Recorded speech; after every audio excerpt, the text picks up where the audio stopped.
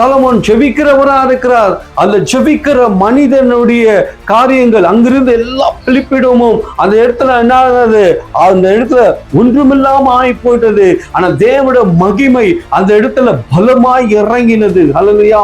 தேவனுடைய மகிமையை அவர்கள் பார்த்தவர்களா இருக்காங்க. தேவனுடைய பிரசன்னத்தை அவர்கள் பார்த்தவர்களா இருக்காங்க. ஆலயம் முழுவதும் அவருடைய மகிமை நிரம்பினதா இருக்கிறது. ஹல்லேலூயா.